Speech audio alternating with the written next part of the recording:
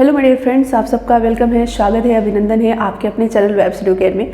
तो फ्रेंड्स, आज की इस वीडियो में कुछ हम बात करेंगे आप सभी लोगों से, क्योंकि 2-4-5 दिन से मैं वीडियो अपलोड नहीं कर पा रही थी क्योंकि हमारी नाइट ड्यूटी लगी हुई थी। तो मैं काफ़ी व्यस्त चल रही थी।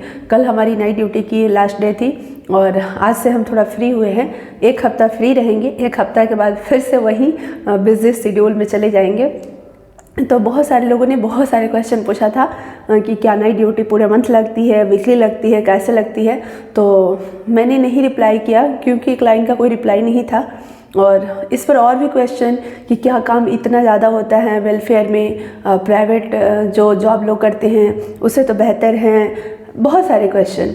ठीक है, तो मैं रिप्लाई करना चाहूँगी, उन तमाम क्वेश्चन का आंसर देना चाहूँगी इस वीडियो में। तो मैं चाहूँगी कि आप सभी लोग इस वीडियो को लास्ट तक ज़रूर देखिए, ताकि हो सकता है कि कुछ आपके डाउट्स हो तो क्लियर हो जाए।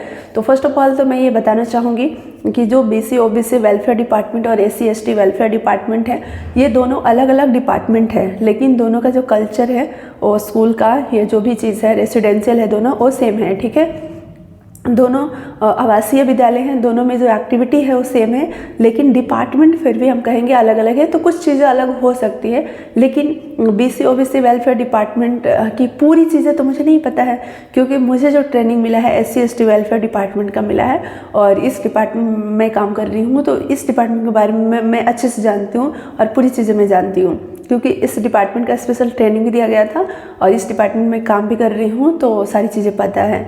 लेकिन हाँ, इतना मैं जानती हूँ कि BC OBC वेलफेयर डिपार्टमेंट और SC ST वेलफेयर डिपार्टमेंट दोनों आवासीय ही विद्यालय हैं। दोनों का जो पैटर्न है सेम है, केवल डिपार्टमेंट अलग अलग है। ठीक है, जैसे होता है ना कि शिक्षा विभाग बिल्कुल अलग है और ये जो आवासीय विद्यालय वाला जो हमारा कल्याण विभाग है, तो ये बिल्कुल अलग है, क्योंकि दोनों का बिल्कुल पैटर्न अलग है। दोनों में स्कूल का टाइमिंग, दोनों का शेड्यूल बिल्कुल अलग है। इसका जो स्कूल का पैटर्न है आवासीय विद्यालय का, वो नवोदय विद्यालय, सैनिक विद्यालय, केंद्रीय विद्यालय, इसका पैटर्न पर चलता है। इसमें जो वर्क है काफ़ी ज़्यादा है। जैसे देखिए, कहना आसान होता है कि आप सेवा कर रहे हैं, आप सेवा कीजिए। जो इस विभाग में लोग काम कर रहे हैं या जो काम करेंगे उन्हीं को पता चलेगा कि क्या है। ठीक है, कहना आसान होता है, करना आसान नहीं होता है। आपको ही अगर सेम टाइम पर, मतलब कि कम टाइम के अंदर बहुत ज़्यादा काम दे करके और आपसे एक्सपेक्ट किया जाए कि वो सारा काम आप सही कीजिए, ऑन टाइम कीजिए, सारी चीज़ें आप अवेलेबल कराइए। आप एक टीचर है, लेकिन आप एक टीचर को आपको वार्डन भी बनाया जाए, वार्डन का भी आपको काम करना हो। आप एक टीचर को लाइब्रेरियन भी बनाया जाए, आप लाइब्रेरी का भी संभालो। आप एक टीचर को सब कुछ किया जाए, मतलब सब कुछ का जिम्मेदारी दिया जाए और एक्सपेक्ट किया जाए कि आप सब चीज़ अच्छे से करके दो, तो कहीं ना कहीं मिस्टेक होती है। ठीक है, और आप परफेक्ट हर चीज़ में नहीं कर पाओगे। कोई होता है जो हर चीज़ में परफेक्ट होता है, लेकिन ऐसा नहीं है कि सभी लोग हर चीज़ में परफेक्ट होते हैं। ठीक है, और अभी देखिए, मैं आपको बताना चाह रही हूँ कि अभी हमारे स्कूल में बहुत सारे लोग छुट्टी पर हैं। एक हमारे स्कूल में मैडम थी, उनका ट्रांसफ़र हो गया, न्यू हमारे साथ ज्वाइन की थी, तो उनका ट्रांसफ़र हो गया, भागलपुर चली गई। और एक हमारे विद्यालय में मैडम जो है वो छुट्टी पर है, और एक हमारे विद्यालय में सर भी है, छुट्टी पर है। अब इन सबका जो कार्यभार है वो मेरे को दे दिया गया है। ठीक है, जैसे आज फ्राइडे था, तो फ्राइडे की जो एक्टिविटी होती है, काफ़ी ज़्यादा एक्टिविटी होती है, बहुत सारी चीज़ें होती है। यानी कि अब लाइब्रेरी का भी इंचार्ज दे दिया गया, लाइब्रेरी का भी इंचार्ज देखना है। उसके बाद सांस्कृतिक कार्यक्रम का वो भी देखना है, वो भी करवाना है, कॉम्पिटिशन करवाना, रिजल्ट निकालना, सब कुछ डायरी मेंटेन करना, केवल करवाना नहीं, सब कुछ डायरी पर होना चाहिए, लिखित फॉर्म में साइन होना चाहिए, सब कुछ मतलब कि प्रॉपर तरीके से होना चाहिए और करवाना भी है। फ़ोटो भी लेना है, उसका वीडियो रिकॉर्ड भी रखना है, सब कुछ रखना है। आपसे कभी भी प्रूफ मांगा जा सकता है। ठीक है, तो ये सारी चीज़ें को ऑन टाइम करना, मेंटेन करना, मतलब मुझे लगता है कि एक व्यक्ति के लिए, एक टीचर्स को क्लासेस भी लेनी है। सुबह से मैंने क्लासेस भी ली, ठीक है, 6 क्लासेस भी ली। उसके बाद 2 शिफ्ट में लाइब्रेरी भी चलाया। लाइब्रेरी का भी पूरा रिकॉर्ड आपको रखना पड़ता है, कितने बच्चे उपस्थित हुए, उनका कौन सा, किस बच्चे ने कौन सा बुक पढ़ा, उसका साइन होना चाहिए। कौन बच्चे ने कौन बुक को ले गया रूम में पढ़ने के लिए, उसका साइन होना चाहिए। कौन जमा किया, सब कुछ करना पड़ता है, ऑन रिकॉर्ड होना चाहिए। उसके बाद फिर नेक्स्ट कविता कंपटीशन था, इंग्लिश कविता कंपटीशन, हिंदी कविता कंपटीशन, तो वो करवाया। उसका रिजल्ट फिर निकाला 4-4 ग्रुप में, तो अलग अलग हाउस का। इस तरह से सारी चीज़ें, सारी एक्टिविटी कराते कराते 4:30 बजे स्कूल ख़त्म होता है। लेकिन मैं आई हूँ 5:38 पे घर। तो आप सोच सकते हो कि सुबह से लेकर के, सुबह मतलब आप स्कूल के लिए 8:30 बजे जाते हो, तो 8:30 बजे लाइब्रेरी चालू होता है। 8:30 से 9 बच्चे लाइब्रेरी में पढ़ते हैं। 9 बजे से जो स्कूल का एक्टिविटी है, प्रातः सभा, वो सब स्टार्ट होता है। तो 8:30 बजे से लेकर के 5, 5:30 बजे तक, 6 बजे तक, मतलब सांस लेने को भी फुर्सत स्कूल में नहीं मिलता है। उसके बाद जब आपकी नाइट ड्यूटी है, उस टाइम का जो आपका शेड्यूल होगा वो तो इतना ज़्यादा बिजी होगा कि आप सोच नहीं सकते हो। नाइट ड्यूटी की मैं बता रही हूँ कि मेरा शेड्यूल क्या था। शाम में जैसे स्कूल से मैं 5 बजे आती थी, 4:30 बजे कहने का है, कभी भी मैं 4:30 बजे से पहले नहीं आ पाती हूँ, ठीक है। 5 बजे अगर आप स्कूल से निकलते हो, 5:15 का भी हो जाता है, ऐसे जनरली 5 बजे मैं निकलती थी। आज तो काफ़ी ही ज़्यादा लेट हो गया, घर आते आते पौने छः हो गया, क्योंकि 5:38 में तो मैं वहाँ से निकली, ठीक है। तो कहने का मतलब ये है कि जैसे मैं स्कूल से 5 बजे निकली, घर आई, 10 मिनट 15 मिनट घर आने में लगा। उसके बाद फिर अब फ्रेश होते हो, ठीक है, थोड़ा रिलैक्स होते हो, ऐसे करते 5:30 हो जाता है। क्या सामान है घर में, क्या नहीं है, अगर नहीं है तो लाना है। पैसे भी अगर एटीएम से निकालने जाना है तो उसके लिए भी वक्त नहीं मिलता है कि जाए, तो कंप्रोमाइज़ करना पड़ता है कि चलो आज ये सामान नहीं लाते, कल लाएंगे, कल टाइम मिलेगा, कल पैसे निकाल कर लाएंगे। ये सारी चीज़ें होती है। उसके बाद ऐसे करते करते 6 बज जाते हैं, ठीक है। कुछ खाए पिए भी नहीं और खाना बनाना शुरू कर देते हैं। तो 5 बजे अगर स्कूल से निकलते तो आते थे 5:30, रिलैक्स होते 5:30 हो जाता है। फिर जल्दी जल्दी क्या करना है कि खाना बनाना है, जल्दी जल्दी खाना बना करके खाना है। 6 बजे मैं खा लेती थी खाना बनाकर। सोचो कि आधे घंटे में क्या बनाती थी, क्या खाती थी। आधे घंटे में 6 बजे तक खा करके फिर मतलब कि रेडी होना है स्कूल जाने के लिए। फिर रेडी होकर के 6:30 बजे मैं स्कूल में पहुंच जाती थी, रेडी होकर निकल जाती थी, 6:30 बजे स्कूल में पहुंच जाती थी।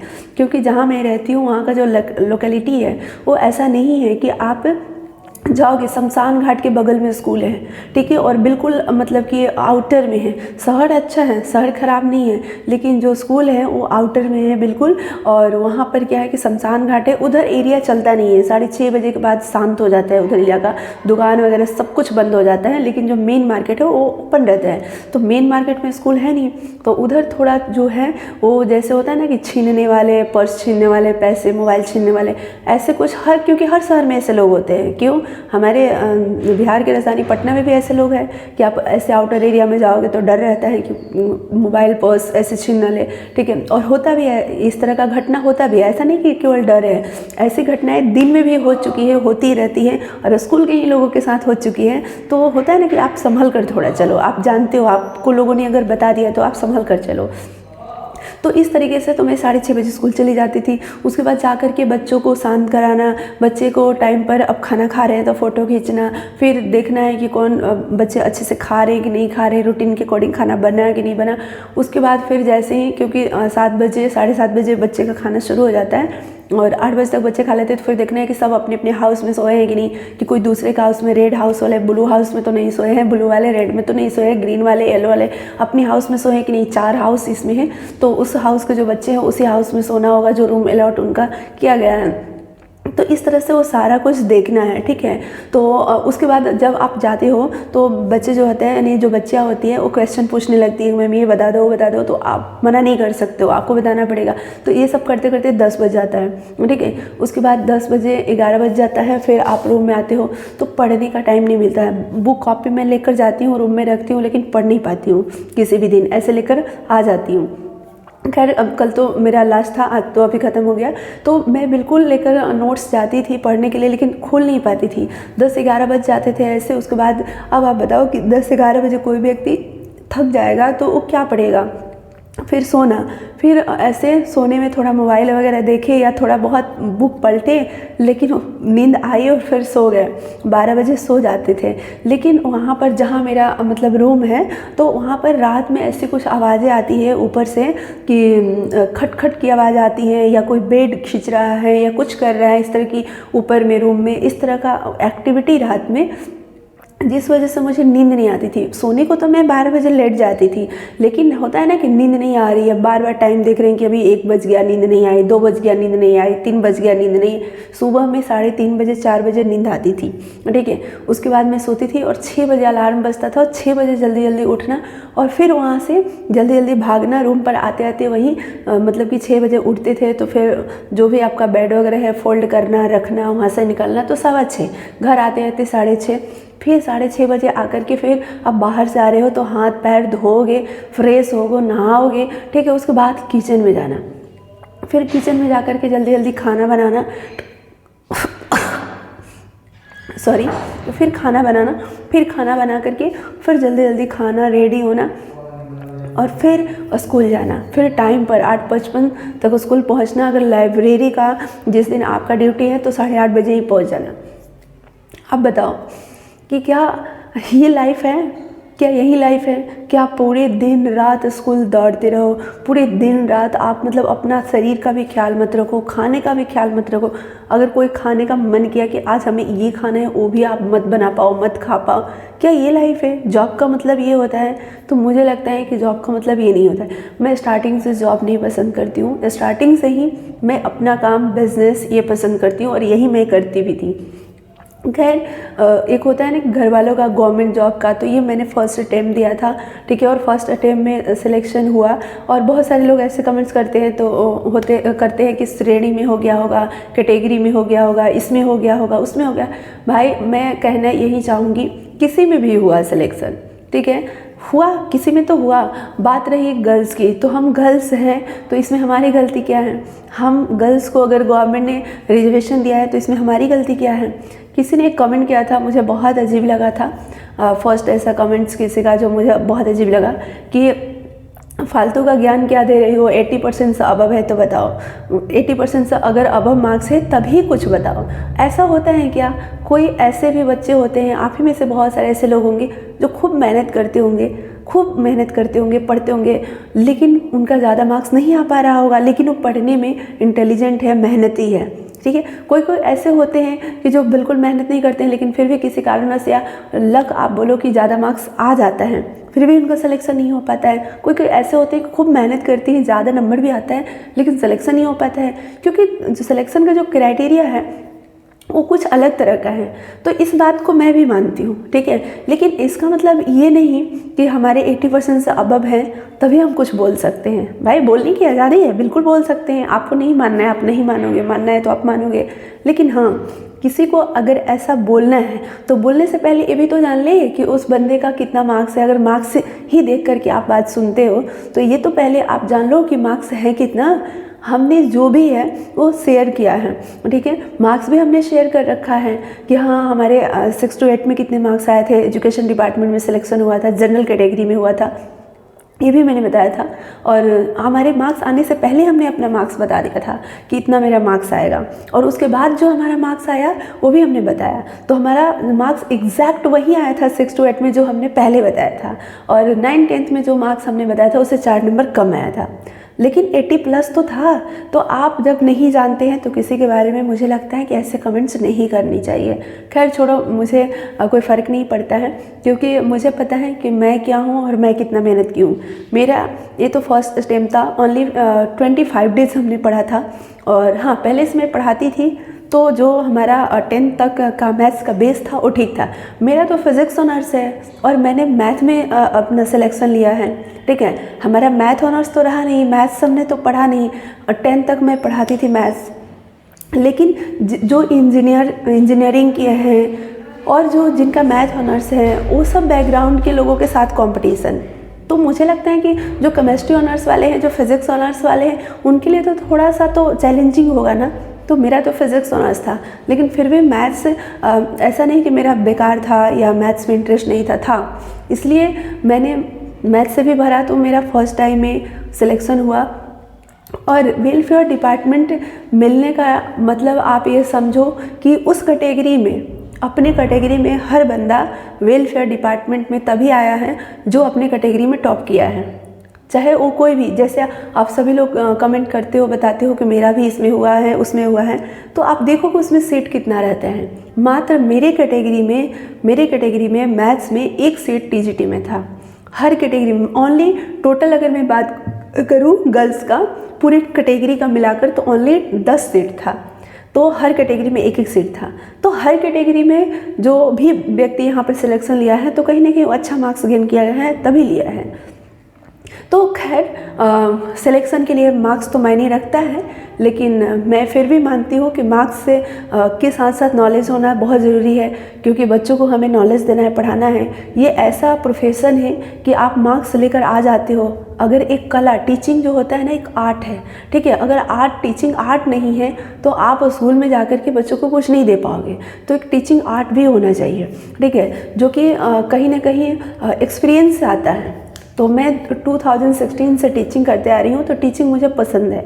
लेकिन बात रही यहाँ पर, किसी ने बोला कि प्राइवेट जॉब में 20,000 की जो जॉब होती है उससे तो बढ़िया है, कितना भी मेहनत करना पड़ रहा है। तो भाई साहब, प्राइवेट जॉब में भी ना 12 घंटे से ज़्यादा कोई काम नहीं करता है, 24 घंटे नहीं करता है। यहाँ पर 24 घंटे की ड्यूटी है, 24 घंटे की।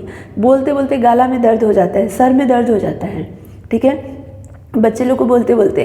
और मेरा मतलब, मैं जहाँ काम करती हूँ तो मैं ये नहीं सोचती हूँ कि 24 घंटे का ड्यूटी है तो मैं 12 घंटे करूँ और 12 घंटे छोड़ दूँ। मैं जितना देर जगी रहती हूँ, जितना देर मैं रहती हूँ, उतना देर मैं ईमानदारी से ही काम करना चाहती हूँ। जब तक इस डिपार्टमेंट में रहूँगी, जितना दिन रहूँगी और जितना समय वहाँ पर ड्यूटी में रहूँगी, उतना समय तक मैं ईमानदारी से दूँगी। अगर ये मुझे पसंद नहीं आएगा तो भले मैं इस डिपार्टमेंट को छोड़ दूँगी, लेकिन जब तक रहूँगी तब तक ईमानदारी से काम करूँगी। ये मेरा अपना पर्सनल मानना है, ठीक है। लेकिन इसका मतलब ये नहीं कि जॉब के लिए मैं अपना ज़िंदगी छोड़ दूँ, जीना छोड़ दूँ, खाना छोड़ दूँ। हमारा भी एक पर्सनल रूटीन होता है हर किसी का, वो भी छोड़ दूँ। जब जॉब में नहीं थी तो मैं मेडिटेशन घंटों किया करती थी। आज मुझे 10 मिनट भी वक्त नहीं मिलते हैं ध्यान करने का, मेडिटेशन करने का। तो बहुत सारी जो चीज़ें हैं वो बदल चुकी हैं जीवन में। तो इतना भी मुझे लगता है कि नहीं होना चाहिए। कोई प्राइवेट व्यक्ति काम भी करता है तो कितना करता है, पूरे दिन ही करता है ना, रात में तो नहीं करता है। यहाँ पर दिन में भी करना है, रात में भी करना है। बात रही कि क्या पूरे मंथ करना है, तो नहीं। ये डिपेंड करता है कि आपके विद्यालय में कितने टीचर हैं। अगर 2 ही टीचर हैं तो 15-15 दिन करेंगे। एक ही टीचर हैं तो पूरे मंथ वो करेंगे, पूरे साल उन्हीं का रहेगा नाइट ड्यूटी, ठीक है। अगर 5 टीचर है तो 5 टीचर में डिवाइड हो जाएगा। 4 हैं तो 1-1 वीक में डिवाइड हो जाएगा। तो हम लोग 4 हैं तो 1-1 वीक में डिवाइड हो गया है। तो इस तरीके से करना पड़ता है। ऐसा नहीं कि कोई फिक्स है कि 1 महीने मतलब, या किसी एक को ही पूरे मंथ करना है या 2 ही दिन करना है। ज़्यादा टीचर जहाँ पर है वहाँ पर 2-2 दिन पड़ेगा, महीने में 2-2 दिन पड़ेगा। जहाँ पर 15 मान लीजिए टीचर है तो 2-2 दिन नाइट ड्यूटी करेंगे। तो इस तरह की चीज़ें हैं। जो बॉयज़ स्कूल में है और गर्ल्स टीचर है, उनका नाइट ड्यूटी नहीं रहता है तो उनको ठीक रहता है। हमारा गर्ल्स स्कूल है, हम लोग गर्ल्स हैं, तो हम सभी लोगों को ज़्यादा काम रहता है। तो इस तरह से देखना होता है, सिचुएशन पर डिपेंड करता है कहाँ का कैसा सिचुएशन है। और जहाँ पर उसी के अंदर आपको फ्लैट मिला हुआ है, वहाँ पर स्कूल के अंदर जाकर सोने की ज़रूरत नहीं होती है, आप अपने ही फ्लैट में सोते हो। लेकिन हमारे यहाँ उसके अंदर आवास नहीं है, हम लोग बाहर रहते हैं। और बाहर से उठ करके आउटर एरिया में रात में आपको जाना है, आना है, तो ये थोड़ी सी प्रॉब्लम होती है ना एक गर्ल्स के लिए, अकेले जाना आना, ठीक है। तो लोग यही बोलते हैं कंप्रोमाइज़ करो, ठीक है, कंप्रोमाइज़ करता है। लेकिन कहने का मतलब, लोग करता है कंप्रोमाइज़, लेकिन कहने का मतलब कि हम अगर जा रहे हैं, आ रहे हैं, तो हमारी सेफ्टी का तो जिम्मेदारी किसी को नहीं है। तो हमें ये भी तो देखना होगा। जान हम अपना गंवा करके तो पैसे नहीं कमा सकते हैं। हमारे लिए पहले हमारा जीवन इम्पॉर्टेंट है, उसके बाद हमारा कर्तव्य हमारा इम्पॉर्टेंट है, ठीक है। तो पहले हम अपना जीवन देखेंगे, अपना सेफ्टी देखेंगे, उसके बाद ही हम अपने कर्तव्य का निर्वाह करेंगे। हम बॉर्डर पर तो ड्यूटी नहीं कर रहे हैं, हम तो एक स्कूल में ड्यूटी कर रहे हैं। अगर ऐसा है तो हम फिर बॉर्डर पे जाकर ड्यूटी करते, स्कूल में क्यों करते, है ना। तो जैसे बहुत सारे लोग ऐसे बोल देते हैं ना कि बॉर्डर पे जो लोग हैं, मैं उन लोगों को सैल्यूट करती हूँ, ठीक है। और वो लोग जो मेहनत करती हैं उनसे कंपेयर कोई किसी भी हमें लगता है जॉब में नहीं कर सकता है, नहीं करना चाहिए, ठीक है। तो जो हमारे देश के बॉर्डर पे जो रक्षा कर रहे हैं, मेहनत कर रहे हैं, हमारे देश की सेवा कर रहे हैं, तो खैर उनसे हमें कंपेयर करने की ज़रूरत नहीं है, क्योंकि उनको मैं सैल्यूट करती हूँ। और उतना मेहनत मुझे नहीं लगता है कि कोई और कहीं और कर सकता है। तो खैर, लेकिन मैं यही सोच करके इस जॉब को ज्वाइन की कि मैं टीचिंग करते आ रही हूँ, मुझे टीचिंग पसंद है, तो मुझे टीचिंग करनी है। लेकिन यहाँ पर टीचिंग के अलावा वार्डन का भी काम करना है। नाइट ड्यूटी में हमें तो लगता है कि गार्ड का काम कर रहे हैं, नाइट ड्यूटी कर रहे हैं। बच्चे बीमार है तो हॉस्पिटल लेकर जाना है रात में 12 बजे। अब रात में आप जगे, अब सुबह में भी आपको टाइम पे प्रेजेंट होना है, खाना भी बनाना है, सब कुछ करना है, तो बहुत मुश्किल हो जाता है। इतना हेक्टिक शेड्यूल में आपको क्या लगता है आप पढ़ लेंगे? जैसे कमेंट्स किए थे कि आपकी पढ़ाई क्यों नहीं हो रही है, इसलिए नहीं हो रही है मेरी पढ़ाई। आज से मैं पढ़ाई शुरू कर रही हूँ, तो आप सभी लोगों से आज मैं ज़्यादा बात कर ली, बहुत सारी चीज़ें मैं बता दी, लेकिन अब मैं पढ़ाई में लगने वाली हूँ। और क्योंकि एग्ज़ाम है, आप सभी लोगों को पता है एग्ज़ाम है 15-16 को, मेरा दोनों दिन एग्ज़ाम है, तो इसलिए मैं अब पढ़ाई करने वाली हूँ। और आप सभी लोग भी अपनी पढ़ाई में लग जाइए, जो भी फॉर्म अप्लाई किए हैं। और इस बार आप सभी लोग यही सोचिए कि दम लगा देना है और सिलेक्शन ले लेना है। मैं सिलेक्शन ले करके भी खुश नहीं हूँ, ठीक है। बहुत सारे लोगों को लग रहा होगा कि आप सिलेक्शन ले करके फिर दूसरे का सीट ले रहे हैं, ठीक है। मैंने तो एजुकेशन डिपार्टमेंट के लिए फॉर्म डाला था, ठीक है। अब मेरी मेरिट अच्छी थी और इस डिपार्टमेंट में सिलेक्शन हो गया, तो इसमें मेरी गलती क्या है? इसमें तो मेरी गलती नहीं है। लेकिन हर कोई चाहता है ना अपने लाइफ में अपने चॉइस का काम करना, क्योंकि यहाँ पर ना खाने का शेड्यूल है, ना नहाने का। कभी आप सोचो, अब नाइट ड्यूटी नहीं है तो हम कितना बजे खाना खाएंगे? 10 बजे। हमारे खाने का टाइम है 10 बजे, और जब नाइट ड्यूटी रहता है तो हमें 6 बजे खाना पड़ता है, और 6 बजे हम खाना नहीं खा पाते हैं, एक रोटी खाकर चले जाते हैं किसी भी तरह। तो खाने का भी कोई आपका रूटीन फिक्स नहीं है, सोने का भी फिक्स नहीं है, ठीक है। मतलब कुछ भी आपके लाइफ का दौड़ा दौड़ी वाला काम है, मतलब दौड़ दौड़ के। आज तो मैंने स्कूल में दौड़ दौड़ के काम किया है, ठीक है। मतलब कि ऊपर दौड़ के काम कर रहे हैं, नीचे दौड़ के काम कर रहे हैं, सेम टाइम पर इधर दौड़ के ये रजिस्टर मेंटेन करना है, ये वीडियो कॉल आया है तो दिखाना है, वो वीडियो कॉल आया है तो दिखाना है, ये मेंटेन नहीं है तो ये छूट गया है, तो वो है तो वो है। मतलब इतना ज़्यादा मुझे नहीं लगता है कि किसी केंद्रीय विद्यालय में भी मेरे मामा जी टीचर थे, अभी इस बार रिटायर हुए हैं, तो उनसे मैंने सारी चीज़ें शेयर की, तो उन्होंने भी बोला कि इतने तो वर्क तो केंद्रीय विद्यालय में भी नहीं थे, इतनी सारी चीज़ें तो मेंटेन नहीं की जाती थी, वहाँ भी एक्टिविटी कराई जाती थी, चीज़ें सब कुछ होती थी, ठीक है। लेकिन ये सब जो रजिस्टर में लिखा जाता है कि आज बच्चे ने क्या न्यूज़ पढ़ा, वो भी लिखना है। ये हिंदी में कौन सा न्यूज़ पढ़ा, इंग्लिश में कितने न्यूज़ पढ़ाएगा, क्या क्या बताएगा, आज का शब्द क्या था, आज का विचार क्या था, आज क्या क्या हुआ, प्रधानाध्यापक ने कुछ बोला कि नहीं बोला प्रातः सभा में, वो एक एक चीज़ डायरी में लिखना है, ठीक है। एक एक चीज़ डायरी में लिखना है। तो हमारे मामा जी ने ये बोला कि केंद्रीय विद्यालय में भी ऐसे नहीं होते हैं, इतनी सारी चीज़ें नहीं होती है। और एक टीचर को सारे काम, लाइब्रेरियन का भी काम करना है, वार्डन का भी काम करना है, टीचर का भी काम करना है, नाइट गार्ड का भी काम करना है। नाइट गार्ड तो होती है, लेकिन हमें फीलिंग होता है कि रात में जाना, वहाँ पर बच्चे का गार्डिंग करना, फिर सोना, फिर सुबह उठ के आना। गार्ड की तरह जैसे गार्ड आती है, सोती है, जब बच्चे बीमार होते हैं तो थोड़ा हेल्प करती हैं, टीचर हॉस्पिटल लेकर बच्चे को जाएंगे आएंगे, तो ऐसा फील होता है मुझे कि गार्ड का भी काम मुझे करना पड़ रहा है, इस टाइप का फीलिंग मुझे होता है, ठीक है। तो कुल मिलाकर आप यही बोल सकते हो। आज तो मॉनिटरिंग सेल की तरफ से आज वीडियो कॉल हुआ था हमारे विद्यालय में, एग्जैक्ट 9 बजे प्रातः सभा हो रही कि नहीं, और 1 घंटे वीडियो कॉल पर सारी इंटरव्यू ली गई HM की, ठीक है। क्लासेस लगी, हमसे भी बात उन्होंने किया मैम ने कि क्या परेशानी है, काम करने में अच्छा लग रहा है कि नहीं, आप क्या बताओगे, ठीक है। लेकिन जो यहाँ पर काम कर रहे हैं उनसे आप पूछो, उनके दिल का दर्द आप पूछो, तब पता चलेगा।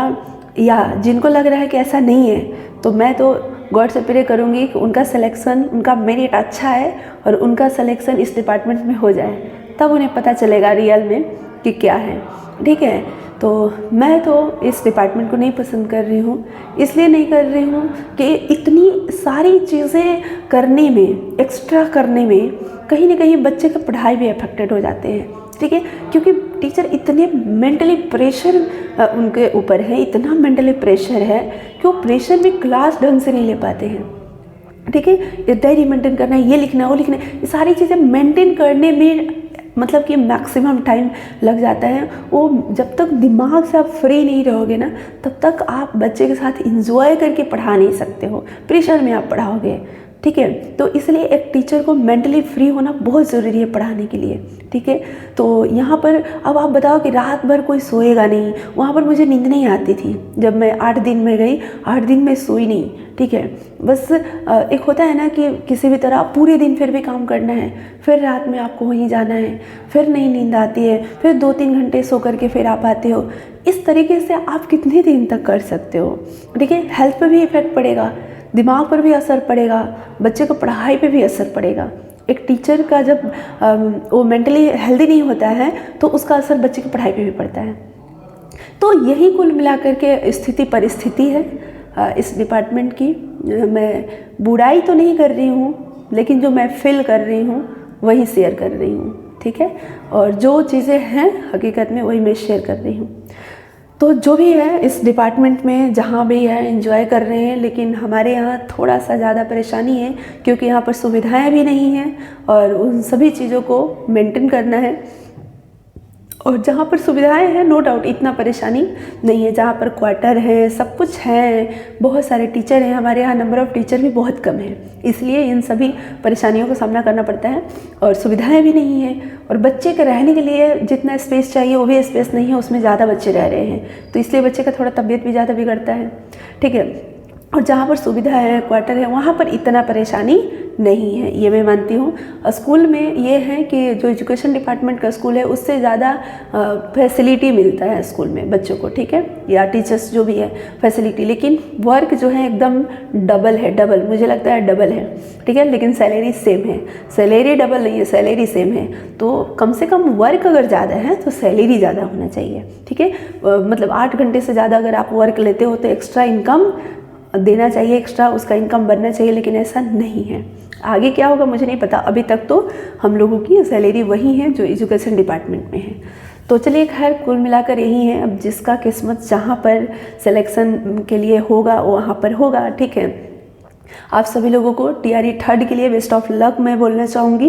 तैयारी कीजिए, एग्ज़ाम का डेट आ गया, बहुत कम टाइम है, रिवीजन करना है। अभी मैं तैयारी अपना क्या बताऊँ किस तरीके से मैं कर रही हूँ, आज से मैं करना शुरू करूँगी, क्योंकि अभी तक तो मैंने आपको शेड्यूल बता दिया, तो आप इसमें खुद समझ सकते हो कि क्या टाइम मिलेगा, किसको क्या पढ़ेगा, ठीक है। तो आज से मैं पढ़ूंगी, स्कूल से आने के बाद 2 से 3 घंटे टाइम बचता है, तो मैं वही 2 से 3 घंटे पढ़ूंगी, क्योंकि मैं अकेले रहती थी तो मेरी माँ मेरे पास आ गई है थोड़ा खाना पीना देखने के लिए, तो खाना पीना बना देगी और हम अपना वो 2-3 घंटे जो खाना पीना बनाने में जो हमारा टाइम लगता था उस टाइम में मैं पढ़ाई कर लूँगी, ठीक है। तो इस तरह से हम मैनेज करके अभी जो टाइम बचा हुआ है उस टाइम में पढ़ेंगे 8 तारीख तक, 7 तारीख तक, और 8 तारीख से फिर से हमारी नाइट ड्यूटी है। तो आप सोचो हमारे पास ओनली 7 डेज़ है पढ़ने के लिए, और इस 7 डेज़ में ही हमें पढ़कर सिलेक्शन भी लेना है, ठीक है।